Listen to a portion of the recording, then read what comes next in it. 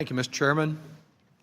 Well, today we reach the holy grail of the Republican Party.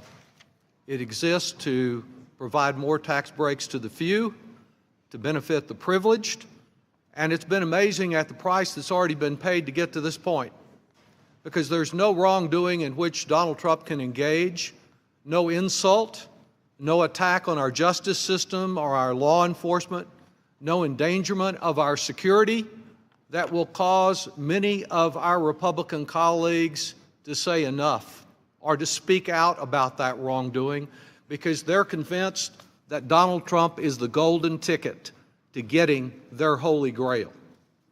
Today, the odds look pretty good in their favor of actually forcing through trillions of dollars of additional debt and providing tax changes that mainly benefit the few and the multinational corporations.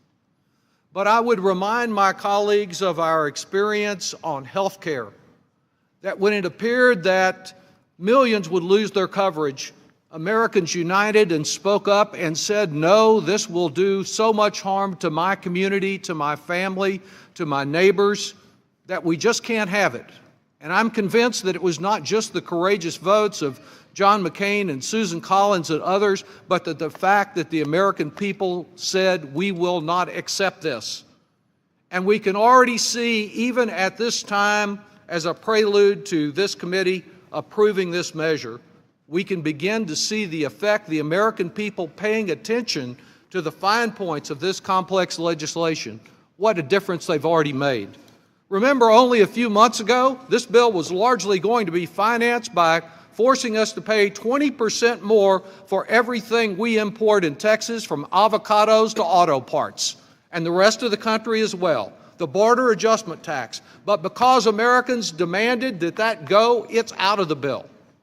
Only a few days ago, it appeared that our retirement security would be significantly jeopardized by removing incentives for retirement. But because the American people have spoken out, we're beginning to see that change. And the same is true, though it has not been as complete, with regard to property taxes, of having to pay a tax on top of a tax, that at least there has been a change there. So I would say today that if the American people continue to study the impact of this bill and speak out, this great harm can be prevented. And I am so pleased that our colleague brought that big stack of books down there. 8 big volumes of all the complexity and the tax laws that exist.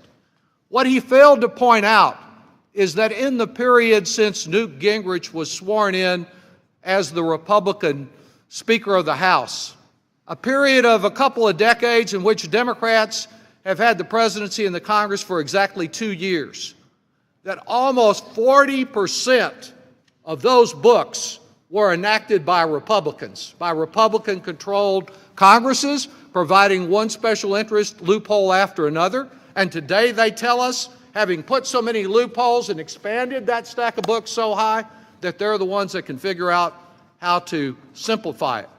Well, I can tell you that the multinational corporations are not going to be filing their tax returns on a postcard. No, they, under this bill, under the international provisions of this bill, they have an incentive to build their factories abroad. When they can choose San Antonio or they can choose Stuttgart, they're going to go where this bill incentivizes them to place their factories. And we are going to see the export of even more American jobs, the outsourcing those jobs to other countries. This bill is basically a job killer. Its underlying premise that if you throw enough money on those at the top, it'll trickle down and grow the economy, has been refuted by almost every economist that has looked at it, including, as Mr. Higgins noted, Goldman Sachs, talking about how trivial the increases will be under this bill.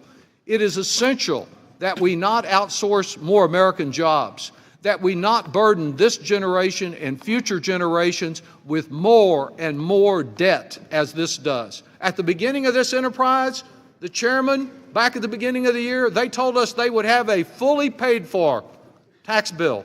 It is not fully paid for, and today we reach for a mythical 4% growth that it will generate. Why not 40% or 400%?